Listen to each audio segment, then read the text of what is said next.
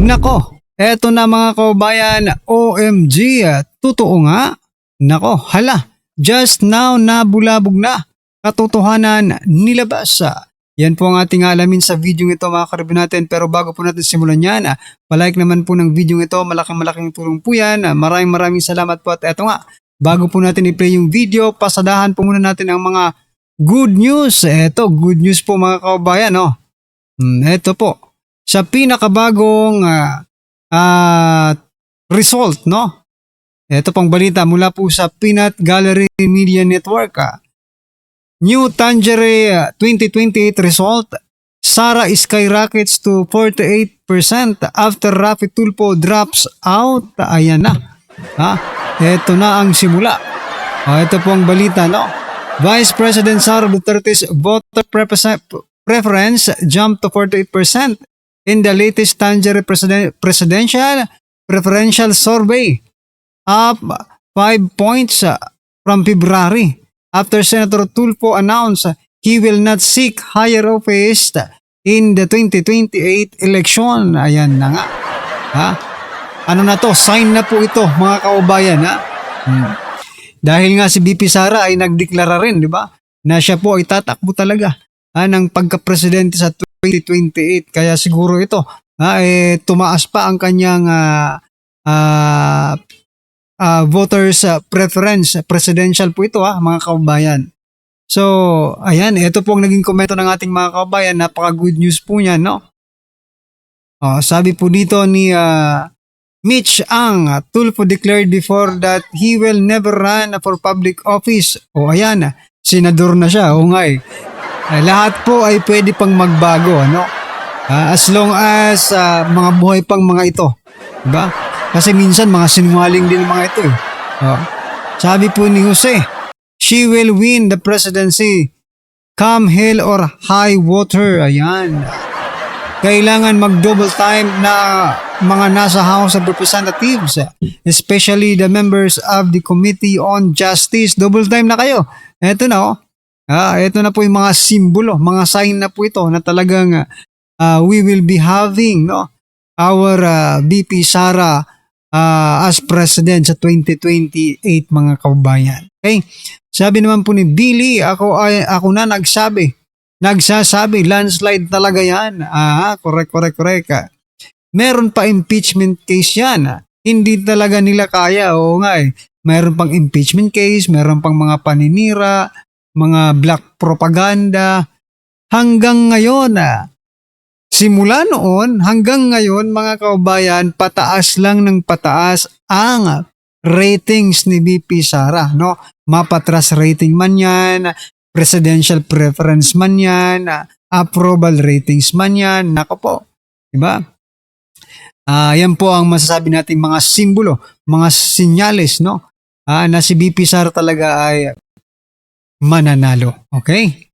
Sabi po dito ni Maria Carolina, takot si Tulfo mawala sa pwesto, mawawalan siya ng kaban ng kayamanan. Kaya pwedeng tumakbo pa yan, di ba?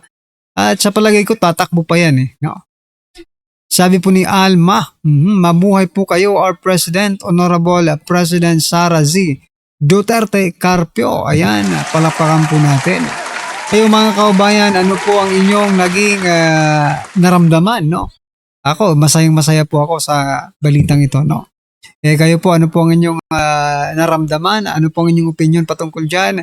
Just comment down below mga kaubayan. At eto pa, isa pa pong good news bago po natin i-play yung video. Eto pa mga kaubayan, nako. Eto pong si Atty. Rowena Guanzon tatakbo sa Senado sa 2028 sa suporta ng Duterte allies. Maganda po ito Kung talagang totoo po ito ay talagang susuportahan din po natin to mga kaubayan, no?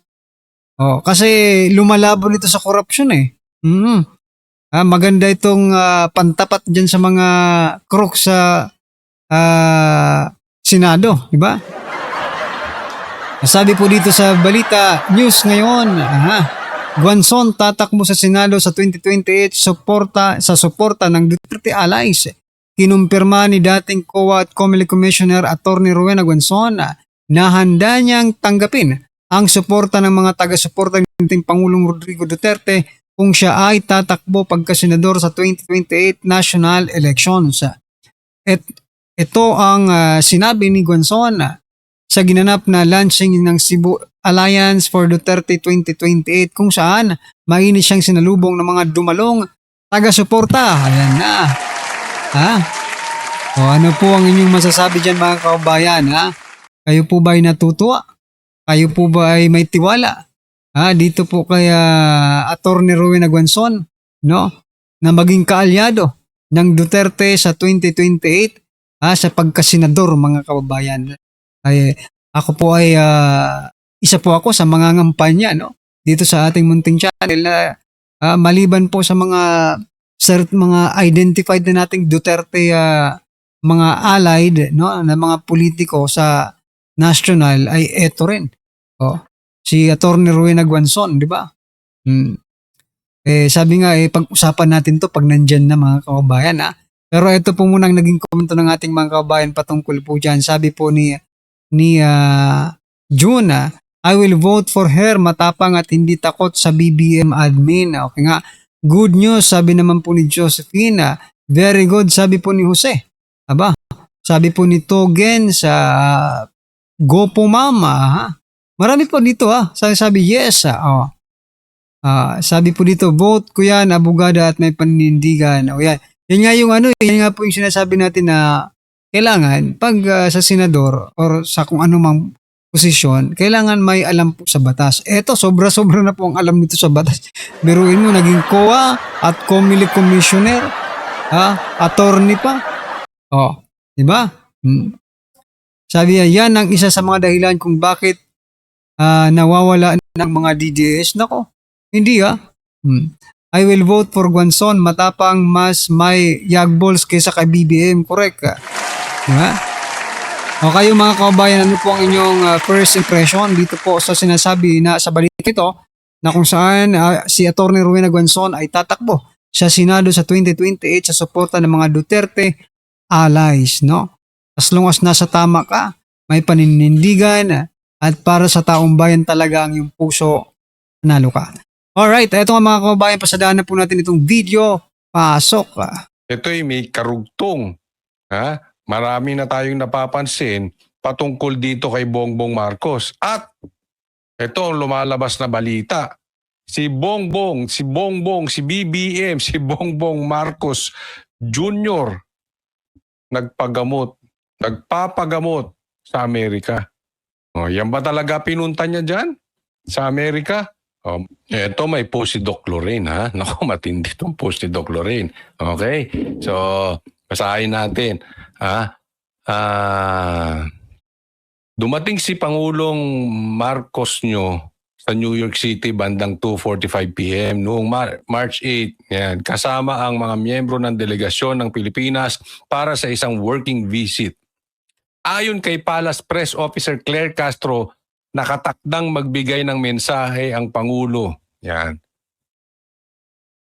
Sa Commission on the Status of Women sa United Nations. Magkakaroon din siya ng bilateral meeting kasama ang Secretary ng General ng UN. Yan. Pero ito yung post. Mahaba yan. Basahin nyo na lang. Pero ito yung post ni Doc Lorraine. I'd like to inform BBM that my brother and my tita are doctors at the Johns Hopkins. Wala lang, FYI lang. Ang tanong, ano kaya ang ibig sabihin ni Doc Lorraine dyan?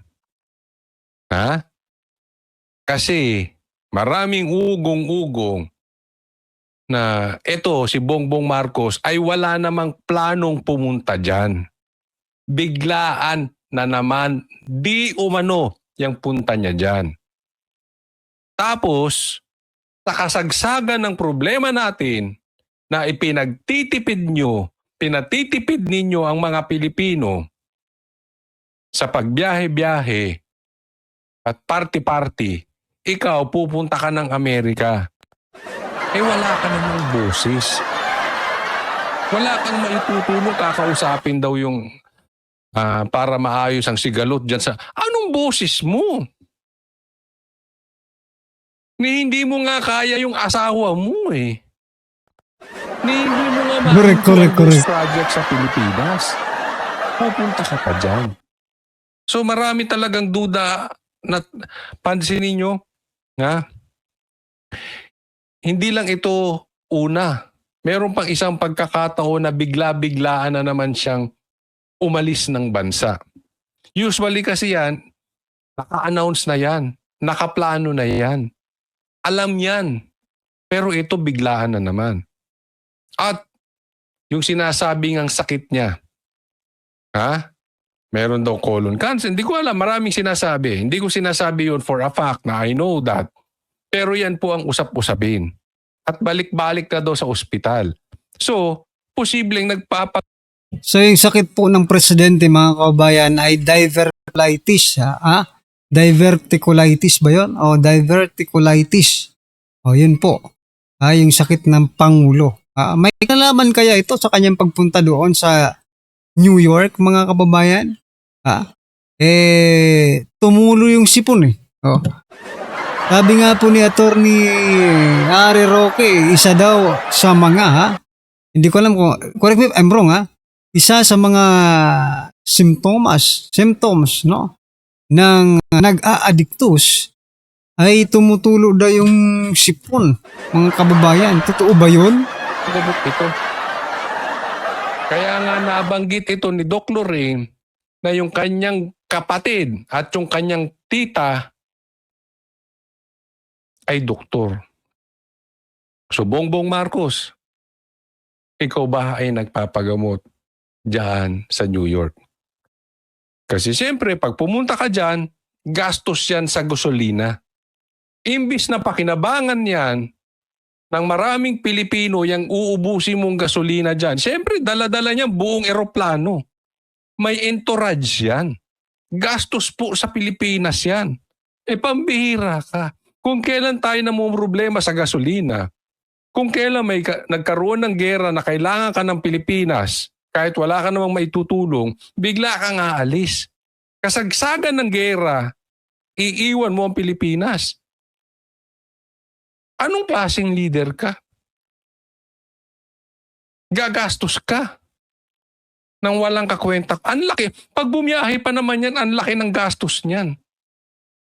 Hindi naman yan katulad ko na mag-isa lang eh. May bodyguard yan.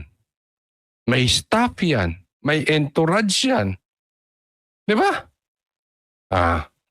At lahat po mga kabayan ng ginagastos nila ay galing po sa kaban ng bayan. Sa tax po, it's from the people's money, mga kabayan. So talagang makakapal din ang mukha ng mga ito, no? Dapat kasi yung people's money ginagamit din po sa mga peoples, no? Like OFW natin, di ba? Kailangan po nilang umuwi. Wala man lang. Wala daw pondo. Sa Barin nga nag-away-away na. Dahil walang pondo yung imbahada natin, mga kaubayan. Walang pondo para sa mga OFW. Lagot na. Kaya, sagutin mo Marcos. Ikaw ba'y nagpapagamot dyan? At nananawagan tayo sa mga kababayan natin dyan sa New York.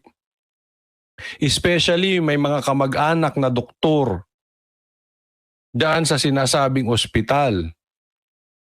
Baka naman makapagbigay kayo ng ebidensya at informasyon patungkol sa pagpunta dyan ni Bongbong Marcos. Talaga bang nagpunta siya dyan sa ospital? Ikalat po natin sa social media, siyempre with evidence. Okay? Hindi po tayo nananawagan ng basta lang maninira. Nananawagan tayo ng transparency. Basta may kasamang ebidensya, kung may picture, may videos, mas maganda. Okay? So tulong-tulong po tayo. Ito pa, next. Ito ang patunay kung bakit ko nasasabi na malala na ang sakit nito si Bongbong Marcos. Basahin po natin ang sabi niya. Free calls for OFWs in Middle East now available, says Marcos. Pambihira. May sakit ka nga, Bongbong Marcos. Kailangan ka magpunta sa New York. Pambihira. Parang style ni Lacson to. 2026 na, Bongbong Marcos, ano ka ba? Hindi lang pre-calls ngayon, naalala ko dati. Nung ako'y bata pa, pupunta pa kami sa PLDT para kami tumawag sa aming mga lolo. Kasi wala kaming telepono. Ganun nung ako'y bata eh. Aba, pambihira. Hindi na po tawag ngayon, video call na. Pambihira ka po. Tapos sasabihin mo libre. Ang laki ng problema ng mga OFW doon. Yung iba gusto nang umuwi, hindi makauwi. Tapos sasabihin mo walang biyahe. Kasi hindi naman po tawag, hindi naman po pagtawag ang problema. Ang pag-uwi po nila ang problema, mga kababayan. Diba? Malaki pong ano yan. Parang kung ako ang isang OFW, insulto yan para sa akin, di ba? Kasi biruin mo, may ano na ngayon, Telegram, may Messenger, video chat, video call, di ba? May ano pa mga social platforms diyan, no? Social media platforms na pwedeng gamitin pang tawag. So, hindi po relevant yung kanyang ano no? Yung kanyang reaction, no? Yung kanyang kumbaga solution. It's not a solution. Ang solution po ay ma-repatriate po sila dito sa atin, no? Pero ay nako, ang rason nila hindi pwede kasi hindi pinadadaan sa hangin. I mean, wala daw mga airplanes, mga kaubayan. Ay na. Anyway, ano pong inyong opinion, reaction patungkol po dito mga kaubayan? Just comment down below. Syempre, huwag pong kalimutang i-like at i-share po ang video ito. Maraming salamat po.